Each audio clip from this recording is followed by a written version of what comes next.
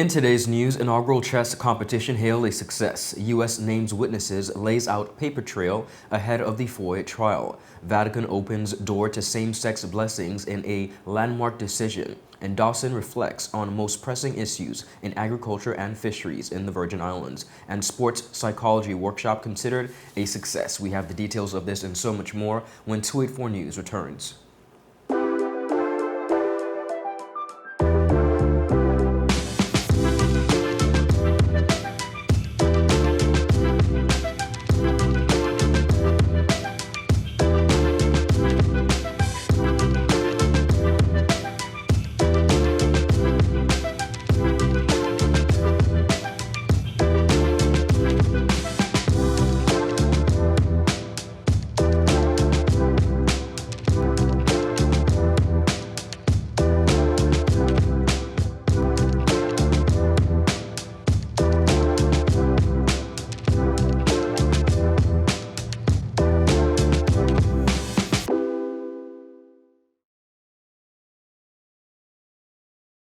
At Higher BVI, we're not just about business, we're about empowering lives, and that is because we aspire to inspire. By choosing us, you're supporting a company that believes in equal opportunities, diversity, and community growth.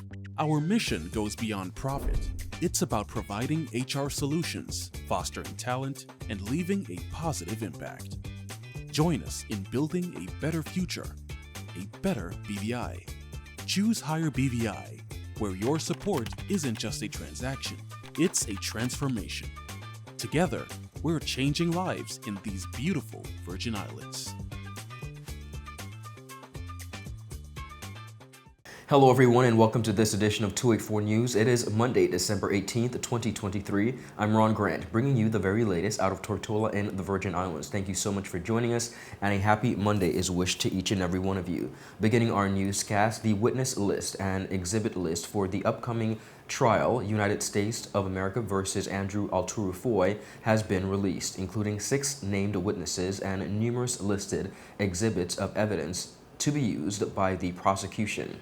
Ovaline Maynard is Foy's co-conspirator and former managing director of the VIVA Ports Authority. She has pleaded guilty to conspiracy to import cocaine in exchange for cooperating with the prosecution and potentially receiving a more lenient sentence from a U.S. federal court. Shad Aslamin is a special agent with the Drug Enforcement Administration's Miami Field Division assigned to the High Intensity Drug Trafficking Area Task Force. He was responsible for filing the criminal complaint against Foy and the Maynards, including the tell-all affidavit attached. The list also includes 4 other agents: Jose Dominguez, Brian Wilkt, John Adams, and William Cortez. It is believed the 2 DEA agents likely played significant roles working as the confidential source and undercover DEA officer named in the affidavit. They worked directly with Foy and Maynards through meetings, calls, and WhatsApps to conspire transporting cocaine through the BVI for personal financial gain. Now, the exhibit list totals some 40 items. Cross-examination with the affidavit reveals details about some of the key exhibits as follows: April 28 recordings and transcripts of Foy's meeting with Ovaline Maynard, capturing some $700,000 initial payoff, their arrest, and additional evidence. In addition to that, a handwritten ledger from April 27th, meeting outlining the scheme details, including shell companies to be set up by Maynard, her plans to abuse her authority to facilitate drug shipments in the BVI waters, and unnamed plane company's interest, facilitating the scheme, and Foy's money laundering plans. Additionally, call logs of phone numbers known to many of the contacts for Foy and Maynard prior to and during the time frame of the DEA investigation. 4 sets of WhatsApp messages are mentioned in the exhibit list, while the court document includes solely the last 4 digits of each phone numbers in each conversation. Deductions can be made on one of those conversations based on the fact that within the affidavit, That was stated. Now, conversations between CS and Kadeem Maynard, according to the affidavit following their initial introduction on March 16th, the CS and Kadeem communicated consistently on WhatsApp to discuss a number of things, including arranging a meeting with his mother, sharing information about getting FAHIE involved in the scheme, and the details of their side deal, which would supply Kadeem with kilos of cocaine for local distribution. The recently held inter-secondary school chess competition has been hailed a tremendous success. The first of its kind saw students competing for 2 days at the multipurpose sports complex. Minister for Education, the Honorable Cherie B. DeCastro, spoke on the importance of chess in schools and plans to take it to the next level. As much as the silence in the room is deafening just because of the rules, right? You could really feel the excitement. It's palpable. The young people have clearly practiced. They have strategy.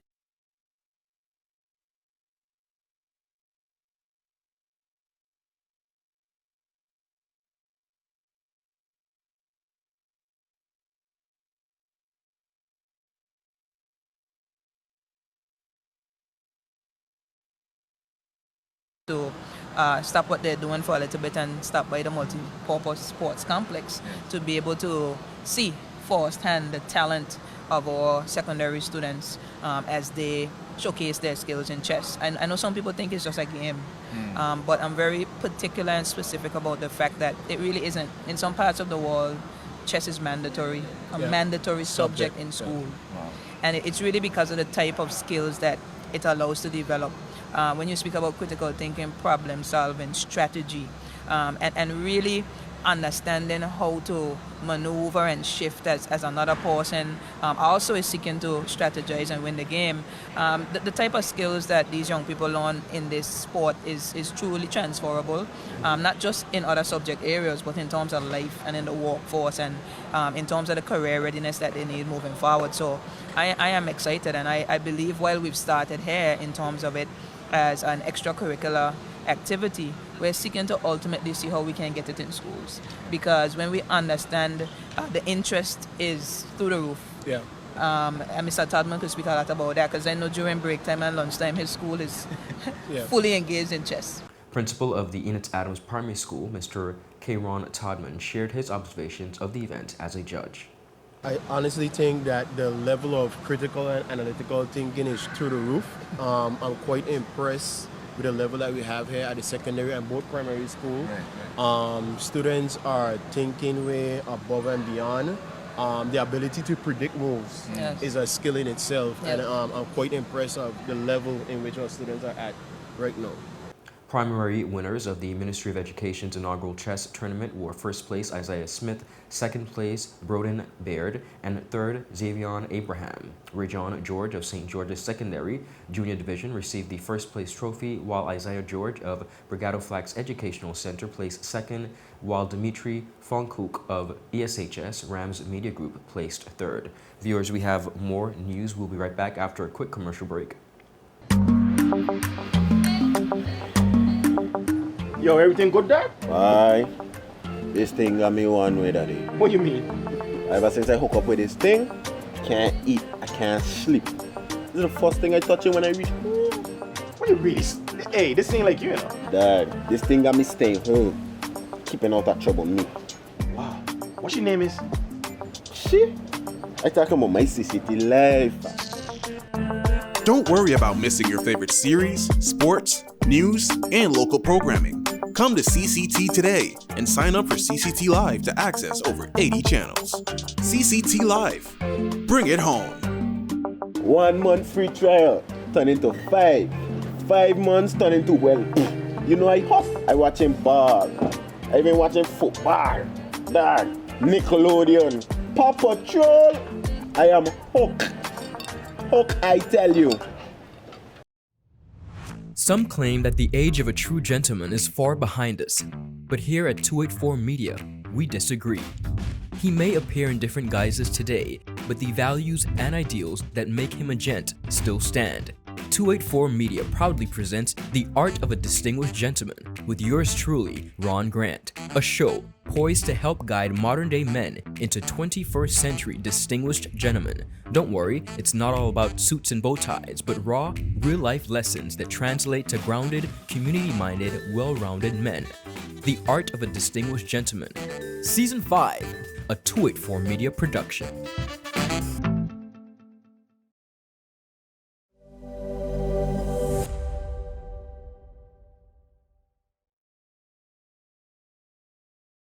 Welcome back, everyone, and thank you so much for sticking with us. Continuing on the local scene, the Honorable Carl Dawson, Junior Minister for Agriculture and Fisheries, says substantially increasing local food production is one of his top priorities in the Virgin Islands. Dawson said that in his first 6 months in office, he recognized that scaling up agriculture and fisheries is critical to enhancing the territory's self-sufficiency and cutting expensive food imports. It's clear to us that food security is an issue. It's not just a local issue, it's a global issue, impacted by drought, climate change, impacted by war, such as the war in Ukraine has had tremendous impacts. And those are impacts that we feel right here in the Virgin Islands, right in our own supermarket shelves, that in fact those issues are coming home to us. So there is a need for us to produce more locally here in the Virgin Islands. Even if you look within the region, the CARICOM has made a statement of a goal by 2025 to reduce imports to the region by 25%. And that is really saying we need to be producing more in the region and feeding ourselves and feeding each other. So getting that scaled up is a key piece. It's important in fisheries, and it's also important in agriculture. Regarding fisheries, he noted that the local fishers struggle with numerous issues hampering productivity. For instance, there are issues related to landing sites where people can even store their boats and so on that are impeding the work of the fishermen. There are also issues related to some pieces of legislation related to fishing methods, particular methods that may deal with spear fishing or the use of scuba in spear fishing is one of the issues that fishermen brought to me very early in my tenure, and we have been working at it legislatively to see how we can address this. So there are particular things that fishermen see as impeding their ability to produce more, and we have to address those if we're going to get the increased production. Minister Dawson also highlighted that the most pressing problem for VI farmers appears to be the unreliable access to water resources. On the farming side, the biggest issue for a lot of farmers is water, having access to water. And water is the issue, and mostly it is lack of water, but especially even when we consider the rainy season that we've just come through, some farmers actually have lost crops due to flooding. So proper drainage is also something that has to be addressed, particularly on Jasper Dyke, where I was recently holding public meetings, and drainage and flooding was an issue for them. But the production and the access to water on an ongoing basis is certainly one of the key issues that our farmers face. In the Paraquita Bay area, where we have the greatest concentration of farmers and where we have some of our prime farming lands, water has been an issue and has been an issue for some time. The government has approved what I consider to be a good medium-term solution, that we will place an additional high-capacity tank in the hills above Paraquita Bay, where we will have water generated from the Seven Seas plant sent to that tank and then gravity fed down to the Paraquita Bay Valley, and to ensure there's adequate supply for waters. In conjunction with that too, we will also have to address some distribution issues, which we already started to do, distribution issues of water and individual storage tanks for plots. Some have, some don't. The Junior Minister affirmed his ministry's commitment to bolstering local food systems through targeted initiatives in the coming months. The sports psychology workshop held over the weekend by the British Virgin Islands Olympic Committee in partnership with the Wellness Center Clinics has been deemed a success following the free initiative. Our Kamal Haynes has this report. More than 36 residents came out on Saturday, December 16th to participate in the Free Sports Psychology Workshop at the Multipurpose Sports Complex in Road Town, Tortola. Keynote speakers, Olympian and World Championship silver medalist Kyra McMaster, Olympian and Pan American Games gold medalist Chantal Malone, and baseball player Kennard Dawson, who won 2 silver medals for the Great Britain baseball team in 2023, did not disappoint as they left words of wisdom for all who were in attendance. Also dropping a few gems for the participants was the founder and director of the Wellness Center Clinics, Dr. Michael Turnbull, who also featured as a keynote speaker. Well, here's a glimpse of one of the messages shared by Dr. Turnbull during the workshop.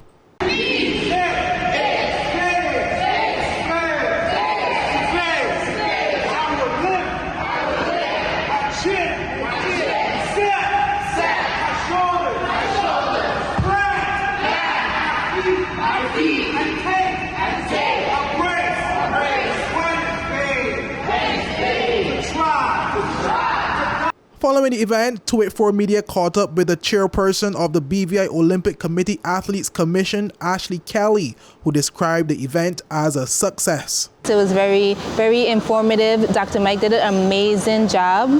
Everyone really was into what he was saying. I know they came out of the presentation with a lot of really great gems. And you know, we got gifts, we got food, we were happy, and we also got a chance to talk very candidly with the elite athletes. They were very enthusiastic. We had a special guest, silver medalist and bronze medalist from Great Britain, Mr. Matthew Hudson, that joined us to share his story, how he overcame injury, and then also his mindset going into training and through the next couple of years as he refocuses for 2024. So that was another great treat. I think it was really important for the athletes, the ones that participated today, to see and hear real life stories from our elite athletes, their trials, their tribulations, and then also what it takes for them to succeed. And that was what it was accomplished. We also were able to get those really important mental aspects and techniques from Dr. Mike. And once the athletes are happy and they feel like they got something out of the workshop, that's a success for me. Kelly also spoke about the overall turnout, stating that while it was underwhelming compared to the initial projected numbers, it was still a good turnout overall. So we had 52 registrants. Today we only had 30 that showed up and participated. We also had another 8 on Zoom, and then we also had the participants on the elite athlete panel, I'm sorry. So the numbers weren't as great as what was on the pre-registration, but I know there are a number of other events that are going on, but it's okay. Once the people who did come were very excited, got something out of it, I could just only hope that more people will continue to participate, because this is resources for you to excel in your sport. The Olympian also spoke about the positive feedback received from those in attendance. So we had some really good positive feedback. I really enjoyed the engagement, the questions that were asked. They learned a lot about self-development, how to handle failure, and some of the athletes came up and said that they really enjoyed the sessions, especially with the elite athletes, because they never knew that they had to go through so much to get to where they're at. They just used to seeing them, you know, live, happy with the medals around their neck. They really enjoyed Mr. Dawson. They were so surprised that we did have a baseball player of that caliber right here in front of us, so that was very excited. And they really did like some of the techniques and some of the positive energy that was radiating when Dr. Mike was giving his presentation. Also speaking on the event was baseball player Kennard Dawson, who described the workshop as very educational, stating that he also consumed knowledge despite being a keynote speaker. I feel like everyone learned a lot, myself included, learning from Chantal and Kyron. You know, my main point was believe in yourself, try to put yourself in a position to excel, and always trust the process, you know. Coming from a small island, we have to do a lot more than everyone else. And once you kind of identify where your weaknesses are, you know, go attack it and believe in yourself while you're attacking those weaknesses, because, you know, we always have to keep pushing to make it where we want to make it. Dawson also spoke about some of the questions he received and which one stuck with him the most. Someone asked me about my routine, how do I deal with if I have like a bad experience in the game or something, how does my routine change and how does it affect the game? My answer was pretty much my routine before the game, I try to keep it the same, listen to the same playlist, make sure I wake up around the same time, make sure I have a good breakfast, and leading towards the game, kind of talk to friends and family to put myself in a good mindset that once the game starts, I don't have much negative thoughts inside. And then once the game starts, if I miss a pitch, if I get a strike, find out one spot that I mark out before the game in center field that I could bring myself, have a deep breath and bring myself back to ground zero so that I could reset and, get back to doing what I feel like I could do. Reporting for 284 News, I am Kamal Haynes. And viewers, up next, we have more on the local scene. We'll be right back after a quick commercial break. Father Jesus, that line here long like church service. Alright, do enjoy the rest of it then. Next customer line, please. Wait, hold on a second. Yes, Sonny boy, come, yes, Sonny. Good morning. Good morning, Sonny boy. Hold on there. You must have cut front of people. It's okay, I'll take care of it. What? No man to take care of me. How may I assist you? Yes. You want top of power? You want top of power? Join the prepaid party with CCT and enjoy more affordable data plans, more top-up promotions, more savings with hero bundles, and more value for your money each and every Tuesday with Top Up Turn Up Tuesday. Visit a CCT store today or anywhere CCT Top Up is sold and top up your phone. 5, 10, 15, 20, 25, 30. You want top of power?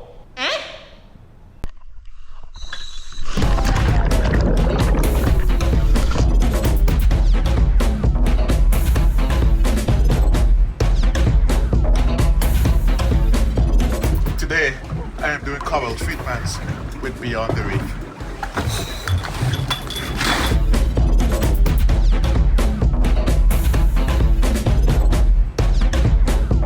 Today, we are doing shark research. So today, we are doing whale research with Beyond the Reef. And wherever I go, I take CCT with me because my life is unlimited.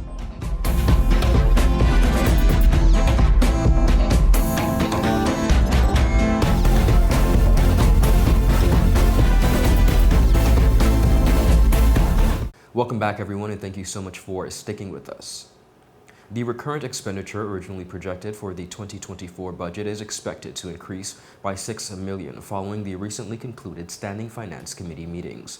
Premier and Minister of Finance, Dr. the Honorable Natalia D. Wheatley, confirmed the increase in the House of Assembly on Monday, stating that amendments were made to the budget following the meetings. This will result in the total recurrent expenditure increasing from the previous $376.95 million to approximately $383 million.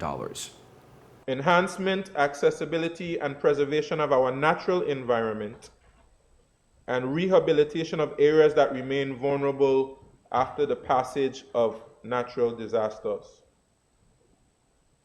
Madam Speaker, the amendments made to the 2024 budget estimates following the Standing Finance Committee deliberations resulted in the recurrent expenditure being boosted by $6,431,200, while capital expenditure has received an increase of $6,061,000. These amendments will be funded through a combination of reallocations by shifting funds from less critical areas to those deemed more urgent and strategically important, transfers from existing balances in various funds, and further refinement of our revenue projections. Premier Wheatley revealed his government's source of funding for the additional monies that will be allocated. He said some of the funds received from the Caribbean Catastrophic Risk Insurance Facility will go towards the additional $6 million. This includes a payout of over $849,000 that the territory received following a recent earthquake. Of notable mention is a boost to the revenues from insurance proceeds in the amount of $841,373.98 from the Caribbean Catastrophe Risk Insurance Facility, or CRIF, as we know it, following the recent earthquake experienced locally. I'm going to repeat that, just so persons understand it. Very significant. We had a earthquake the other day. It was a 5 point something, right? Like 5.4. That triggered a payout from CRIF of $849,373.98, which underscores the wisdom of signing on to that facility that was during the 2019 administration. In addition, the Premier referenced the $550,000 to $200,000 payout that the BVI received for the damage caused during the territory following the floods of Tropical Storm Felipe. Also, we received a payout of $552,297.17 in compensation for flooding caused by Tropical Storm Felipe. A portion of those proceeds will be used to supplement the budget, Madam Speaker. Premier Wheatley said the balance of the monies will derive from the stamp duty tax fund. He said this will amount to some $5.3 million. This revision represents a less cautious approach to revenue forecasting for this area, taking into account potential economic expansion and the collections over the previous 2 years. Madam Speaker, in 2022, we collected maybe somewhere around $13 million for stamp duty. And this year, we have already surpassed what was projected in the last budget. I think in the last budget, as opposed to our projections going up, they went down, I think, to maybe about $5.3 million. And we've already long surpassed that $5.3 million this year. The British Virgin Islands rolled out the red carpet to welcome the Norwegian VIVA cruise ship on her inaugural visit to the territory. The next generation Prima-class vessel docked at the Cyril B. Rumney Tortola Pier Park on Saturday, December 16th, where local officials and tourism partners commemorated the occasion with an onboard plaque exchange ceremony. The Norwegian VIVA is the second of 5 state-of-the-art Prima-class ships being introduced to the Norwegian Cruise Line's fleet. A 965 feet long and over 142,000 gross tons. Of course, VIVA can accommodate some 3,000 guests and features amenities such as infinity pools, oceanfront dining, and multi-story water slides. On hand to meet the Captain Kim Carlson was the Minister for Communications and Works, the Honorable Kai Reimer, special guest Michael Page, CEO of Florida Caribbean Cruise Association, also joined for the occasion. Now, viewers, the plaque exchange commemorated the ship's Virgin voyage and strengthened in partnership between the Norwegian Cruise Line, and the British Virgin Islands. And that is it for today's news roundup. Be sure to follow us for your daily news updates at 284media.com. And of course, like us on Facebook at 284media and 284BVI on Instagram and Twitter. I'm Ron Grant. I'll see you again tomorrow. Have a safe and enjoyable evening. A happy Monday to all. Goodbye. The push was to understand whatever we need in the second district, or whatever we need even in the Virgin Islands, we have the capacity, we have the resources, we have the knowledge. We have to improve our primary health care. What we have seen over the years, anybody could tell you this, we have seen a decline in the level of primary health care. That is the clinics. I think party politics, political agendas, after April the 24th should have been put aside. How do you move government resources? How do you better understand the system? How do you get your piece in there first and so on to make sure that you get the most? Folks will hear things about what we have in mind to get done for the district very soon. The government who is responsible for all of these policies and programs, they're the ones who really have the handle for all of these things.